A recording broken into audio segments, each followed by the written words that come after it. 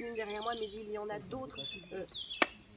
Il y en a d'autres plus loin et un autre qui est un peu plus tôt dans la matinée.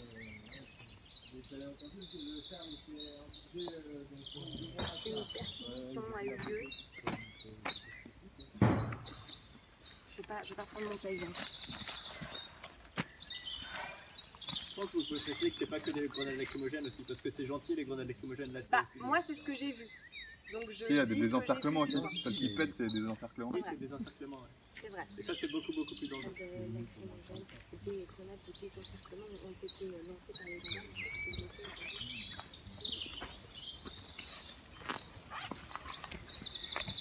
Et aussi, quand vous parlez de reprise de l'offensive, je pense que du coup, c'est préciser que c'est du côté des gendarmes, quoi. Que c'est pas nous qui reprenons l'offensive, quoi.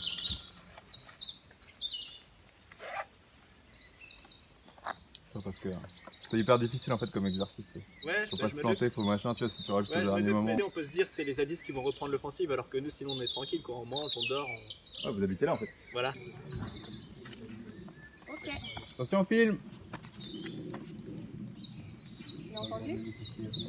On filme. Ah ouais.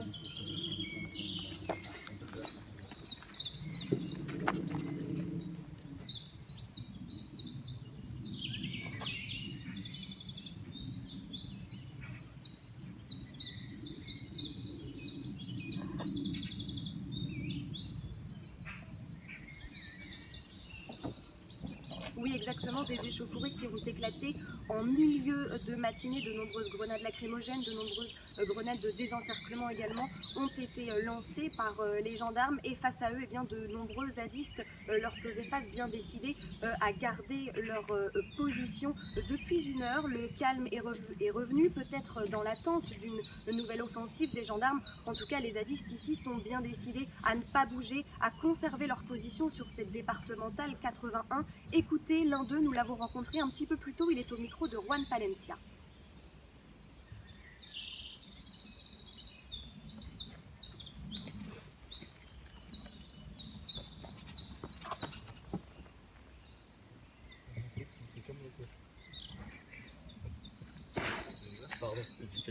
Mais vous le voyez, les barricades qui avaient été évacuées cette nuit, eh bien, elles sont de retour. Vous en apercevez une derrière moi et il y en a d'autres plus loin.